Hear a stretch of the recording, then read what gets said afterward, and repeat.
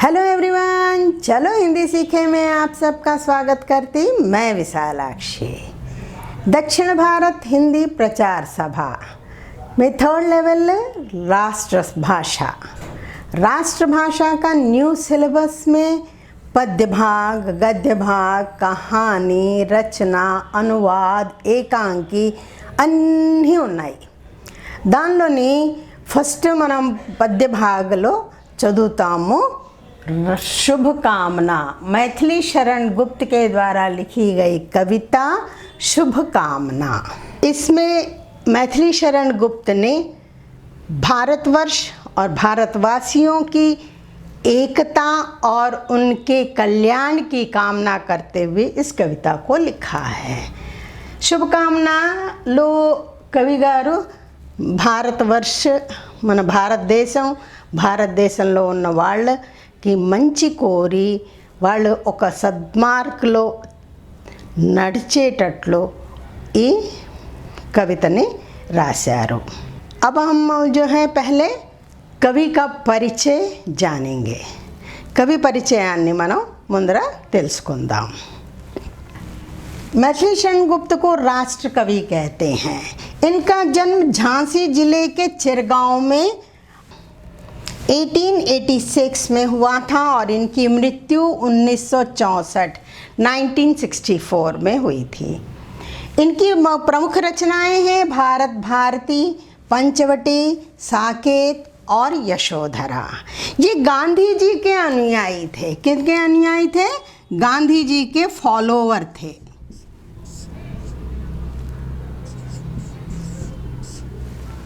गांधी जी के अनुयायी थे और इनकी कविता में हमें सद्गुण, शील, बल, साहस इन सबों का जो है इसमें प्रेरणा मिलती है। ఈ కవితలో మనకి బలం, సాహసం, ధైర్యం, ఒక మంచి మార్గంలో నడవడం ఇలాంటివన్నీ కూడా ఇన్స్పిరేషన్ ఈ కవిత ద్వారా మనకి తెలియజేస్తున్నారు। कविता में जाने से पहले मैं सबसे यही रिक्वेस्ट करूंगी कि अगर आप मेरे चैनल को पहली बार देख रहे हैं तो इसे सब्सक्राइब कीजिए, लाइक कीजिए और शेयर कीजिए। चलिए अभी हम कविता पढ़ते हैं और उसके भाव को जानते हैं। పద్యం చదివి దాని భావాన్ని మనం తెలుసుకుందాం। शुभकामना मैथिली शरण गुप्त के द्वारा लिखी कविता। इस देश को है दीन बंधो आप फिर अपनाइए, भगवान भारत वर्ष को फिर पुण्य भूमि बनाइए। जड़ तुल्य जीवन आज इसका विघ्न बाधा पूर्ण है, हे रंब अवलंब देकर विघ्नहर कहलाइए। सबकी नसों में पूर्वजों का पुण्य रक्त प्रवाह हो, गुणशील साहस बल तथा सब में भरा उत्साह हो। सबके हृदय में सर्वदा संवेदना का दाह हो, हमको तुम्हारी चाह हो, तुमको हमारी चाह हो। विद्या कला कौशल्य हो, आलस्य अघ का त्याग हो, सुख और दुख में गूंजता राष्ट्रीयता का राग हो। कठिनाइयों के मध्य अध्यवसाय में का उन्मेष हो, जीवन सरल हो, तन सबल हो, मन विमल सविशेष हो। टूटे कदापि ना सत्य पंथ निज देश हो कि विदेश हो, अखिलेश का आदेश हो, जो बस वही उद्देश्य हो। उपलक्ष्य के पीछे कभी विगलित न जीवन लक्ष्य हो, जब तक रहे यह प्राण तन में पुण्य का ही पक्ष हो। कर्तव्य एक न एक पावन नित्य नेत्र समक्ष हो, संपत्ति और विपत्ति में विचलित कदापि ना वक्ष हो। इस देश को है दीन बंधु आप फिर अपनाइए, भारतवर्ष भगवान भारतवर्ष को फिर पुण्य भूमि बनाइए। मैथिली शरण गुप्त यहाँ पर इस कविता में भारत और भारतवासियों की कल्याण की कामना करते हुए कहते हैं कि हे दीन बंधु, हे भगवान, भारतवर्ष को आप अपनाकर इसे एक पुण्य भूमि बनाइए। कवि मैथिली शरण गुप्त గారు ఇక్కడ చెప్తున్నది ఏంటంటే, హే భగవంతుడా, మా భారతదేశాన్ని స్వీకరించు, దీన్ని ఒక పుణ్యభూమిగా మార్చు। जड़तुल्य जीवन आज इसका विघ्न बाधा पूर्ण है, हे रंभ अवलंब देकर विघ्नहर कहलाइए। यहाँ पर जितने भी लोग हैं विघ्नों से, बाधाओं से बनकर जड़ के समान हो गए हैं, इसलिए हे विघ्नेश्वर, इनका विघ्नों को हर कर अपने नाम को సార్థక बनाइए। భారతదేశంలో ఉన్న వాళ్ళందరూ కూడా ఎన్నో కష్టాలతో, ఎన్నో విఘ్నాలతో జడవత్తులాగా అయిపోయారు। అందుకనే ఏ విఘ్నేశ్వర, హేరంభ మీన్స్ విఘ్నేశ్వర్, విఘ్నాలని హరించేవాడు। వీళ్ళందరినీ నువ్వు సపోర్ట్ చేసి, సహారా దేకర్ సపోర్ట్ చేసి नी पेरुनी सार्थकम చేసుకో। सबकी नसों में पूर्वजों का पुण्य रक्त प्रवाह हो, गुणशील साहस बल तथा सब में भरा उत्साह हो। हे భగవంతుడా, నేను కోరేది ఏంటంటే, భారతీయులందరిలోని వాళ్ళ పూర్వజుల రక్తాన్ని ప్రవహించేటట్లు చెయ్యి, దానిలోని మంచి గుణము, శీలము, సాహసము, బలము ఉండి ప్రతి పని కూడా చాలా ఉత్సాహంగా చేసేటట్లు చెయ్యమని। भगवान से मेरी यही प्रार्थना है कि सभी के नसों में पूर्वजों का पुण्य रक्त प्रवाहित हो, जिसमें कि गुणशील साहस और बल हो और सब में उत्साह भरा हो। सबके हृदय में सर्वदा संवेदना का दाह हो, हमको तुम्हारी चाह हो, तुमको हमारी चाह हो।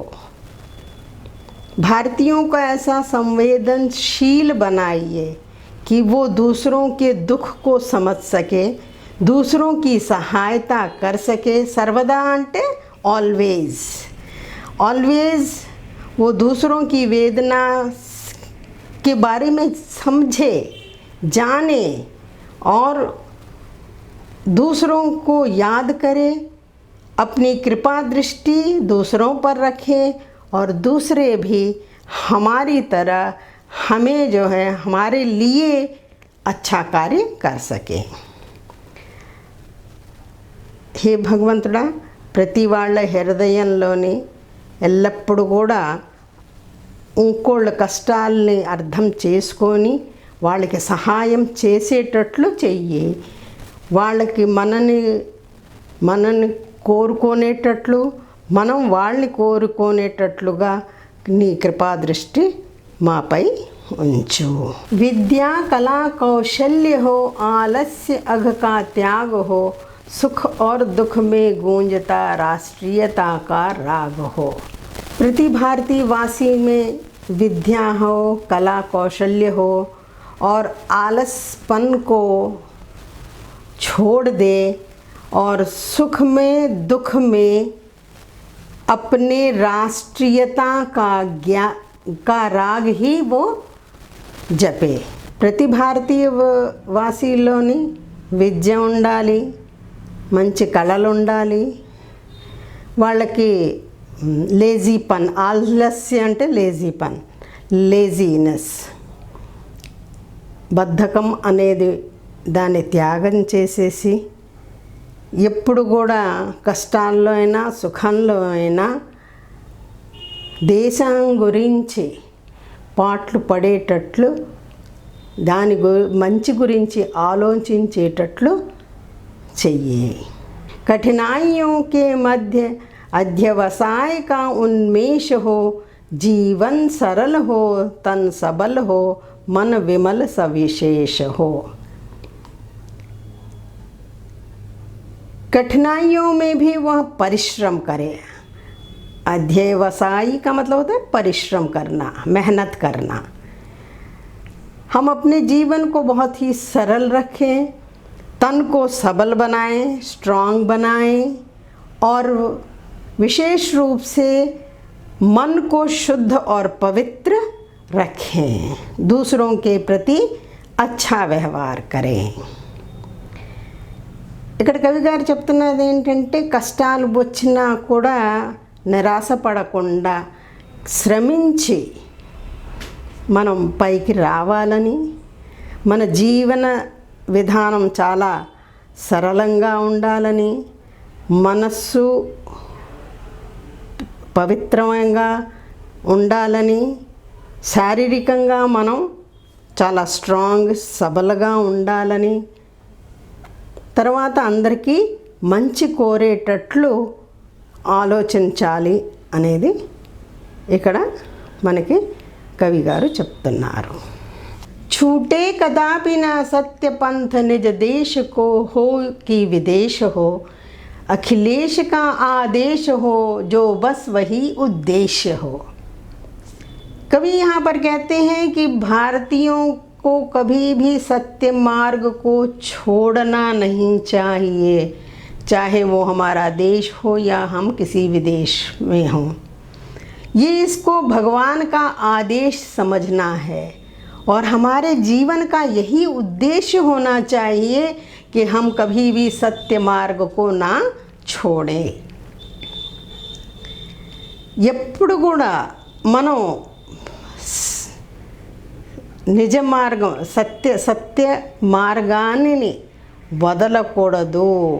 అది మన దేశం అయినా సరే, విదేశం అయినా సరే, మన భగవంతుడి ఆదేశం అని అనుకొని, మన జీవన ఉద్దేశం అదే అనుకొని ఎప్పుడు కూడా సత్య మార్గంలోని నడవాలి। उपलक्ष्य के पीछे कभी विगलित न जीवन लक्ष्य हो, जब तक रही ये प्राण तन में पुण्य का ही पक्ष हो। हमारे जीवन का लक्ष्य से हमें कभी भी हटना नहीं चाहिए। जब तक हमारे तन में प्राण हैं तब तक हमें पुण्य का ही पक्ष लेना चाहिए, सही का ही हमें ग्रहण करना चाहिए। మన జీవన ధ్యేయాన్ని ఎప్పుడు కూడా వదలకూడదు।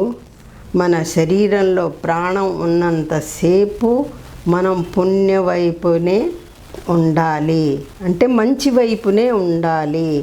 చెడుని ఎప్పుడు కూడా కోరకూడదు, ఆ మార్గంలో మనం ఎప్పుడు కూడా వెళ్ళకూడదు। कर्तव्य एक ना एक पावन नित्य नेत्र समक्ष हो, संपत्ति और विपत्ति में विचलित कदापि ना बख्श हो। हमेशा कोई भी पावन कर्तव्य ही हमारे आँखों के सामने होना चाहिए। नेत्र समक्ष हो, आँखों के सामने। आँखों के सामने हमारे कर्तव्य जो हैं अच्छे कर्तव्य होने चाहिए। हमारे पास संपत्ति हो या कोई विपत्ति या कोई दुख आ रहा हो, हमारा हृदय कभी भी विचलित नहीं होना चाहिए। कभी भी हमारे हृदय विचलित होकर हमें गलत काम नहीं करना चाहिए।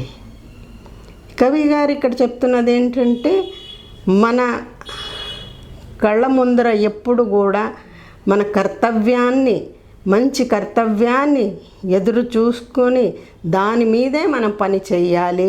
మనకి ధనం ఉన్నా, ధనం లేకపోయినా, కష్టాల్లో ఉన్నా, సుఖాల్లో ఉన్నా కూడా ఎప్పుడు కూడా మన హృదయంలోంచి చెడు అనే భావము రాకూడదు। कविता प्रेरणादायक थी ना। कविता का भाव बहुत ही अच्छा था।